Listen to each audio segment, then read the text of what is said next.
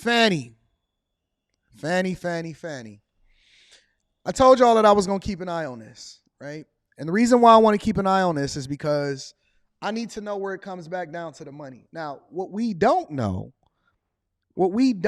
for a fact is we don't know whether Fani was actually busting it down for a real one or if she was just being extra nice to Nathan Wade. Now, who is Nathan Wade? Nathan Wade is this black guy that Fani promoted, worked with, allegedly took vacations with, and made sure that he was getting a bag. Now, again, we have no clue whatsoever. We don't know. We can't tell you whether or not this lady was busting it down for a real one as being alleged by co-defendants or people that are saying that there was improper relationships happening within the Fulton County DA's office. We don't know that. But what we can discover and what we are seeing is there is investigations into seeing what was happening with the money, what's happening with the bag. You know, when you're a public figure or you work for the federal government or anything like that, all of that becomes public information. Okay? So what we need to understand here, considering that we don't know if she was busting it down for a real one, and she went on the church pulpit steps and she claimed racism, we trying to figure out how much money was really happening out here in these streets. Let's take a look. Information coming out tonight about a special prosecutor in the Fulton County election interference case accused in a court filing of allegedly having a romantic relationship with the DA. That motion, filed by a defendant's attorney, seeks to have both the special prosecutor and the district attorney removed from the case.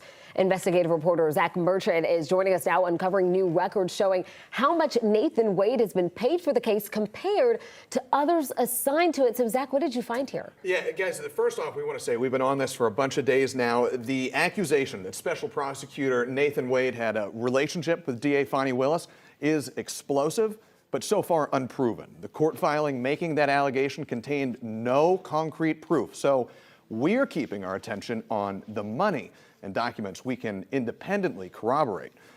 First of all, let me give a shouts out to this young man and this whole news station for doing a great job, because, you know, they're doing the hard work and they're not substantiating accusations as being true.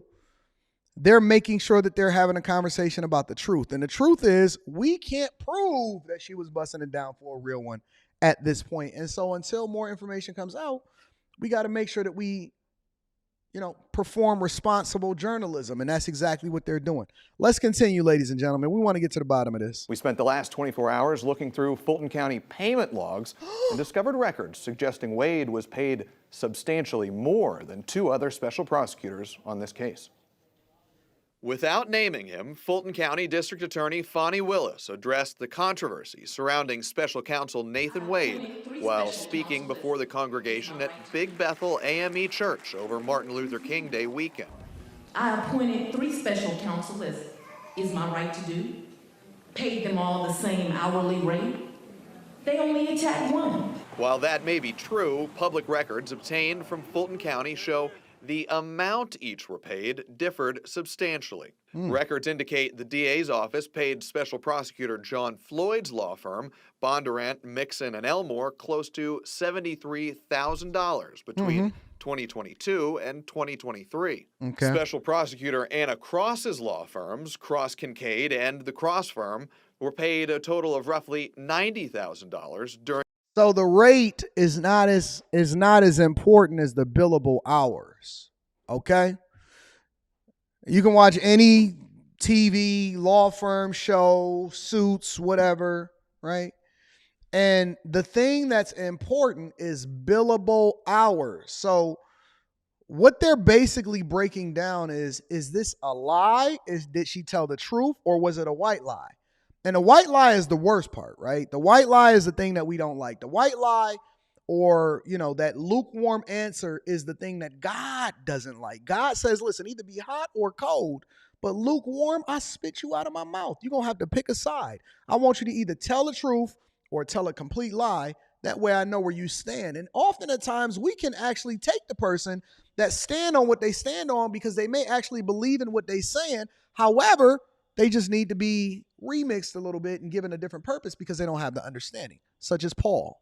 Saul, a lot of people are familiar with that biblical story. He was persecuting the saints because he thought that he was doing the right thing until God dealt with him. And then he showed him, listen, I want that same vigor, but I want it on the other side. Because what you thought you was doing to be the right thing was actually the wrong thing.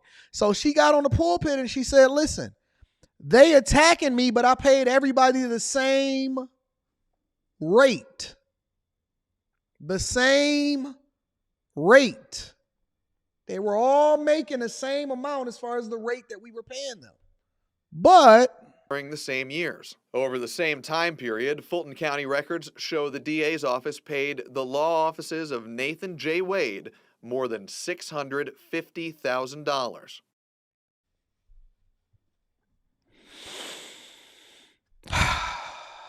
Now, I don't know if this guy is just so much more of an exceptional lawyer than everybody else. I have no clue. I mean, the guy probably can argue a butterfly out of a cocoon. It could talk a spider from releasing its prey. It could probably talk a tiger from releasing whatever antelope that it caught in the jungle out back into the wild. It could talk an eagle from letting go of a snake that it captured inside of the pond, and an alligator from letting go of a human being if they caught him in the wrong place at the wrong time inside of the Australia outback.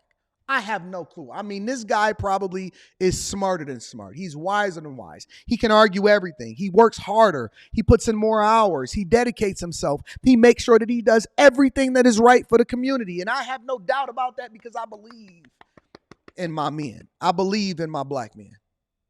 Real talk. And they were all paid at the same rate.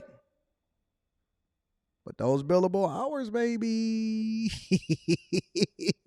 Now, billable hours sometimes can come in the form of, how should we describe this? Make sure that the church, we protect the church, we protect the daycares. Billable hours can sometimes come in. I'm not saying that this is true for her or him. Shout out to Nathan Wade. Sound like a movie star name, right? Billable hours sometimes can come as a result of back shots. You know what I'm saying? The bag come with the back shots. And I'm not saying that this is the situation, but why would she get on the pulpit on MLK Day in God's sanctuary and claim racism or injustice when she knew that this information was out there and that the people was eventually going to dig it up? She knew the information was out there and the people was going to dig it up. Why is there such a disparity between the amount that Floyd's firm, Cross's firm, and Wade's firm was able to bill and what was paid? Y'all said he worked 172 hours a week. I'm with it. Get that bag. And he got that extra 60 cents on there too. Okay, let's continue to go. Let's rewind this a little bit.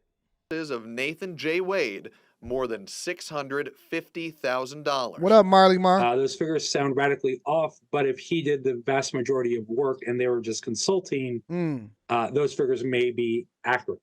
That's Emory Law School professor John Acevedo, who says it's not uncommon for district attorneys' offices to hire special prosecutors for complex cases, like the ongoing RICO case, where former President Donald Trump is among those facing charges. The piece of information that we need to find from the district attorney's office is how many billable hours did each of them put in, and how is that reflective of the actual work product that was produced? Emory Law professor John Acevedo, who you just heard from there, said that even if the allegations against Wade and Willis are ultimately proven true, it's unlikely that would force a judge to throw out the ongoing prosecution of former President Donald Trump and his co-defendants. He said a much more likely outcome would be Wade having to recuse himself from the case. But again, we want to stress that is still a big if. So far, those allegations remain. So, again, our ladies, my Mercedes, untouchable. It's easy to claim racism as an attack against you and you being able to do whatever it is that you want to do when you want to do it, when you have the autonomy to do whatever it is that you want to do, right? She's basically saying, listen, and she was in the pulpit and she stood on 10, she stood 10 toes down, and she spoke to the people and she said, listen, I'm sick of it. I'm sick of it. They only coming at me because I'm black and I'm a woman. And I paid everybody the same rate. And it doesn't matter whether or not he got a promotion or anything like that, or whether we was on vacation. None of that is substantiated. But this is what I promise you, ladies and gentlemen. I will stay on top of this because I need to understand whether it comes back to the money.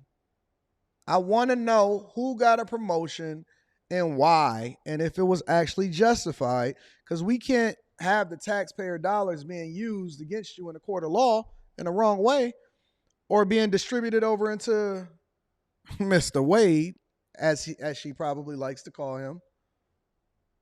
And we want to know why he getting divorced. Neither here nor there. I'll stay on top of it. I'll be paying attention to what's going on out here in these streets, man. All right. Shout out to Fani Willis throwing it back for a real one.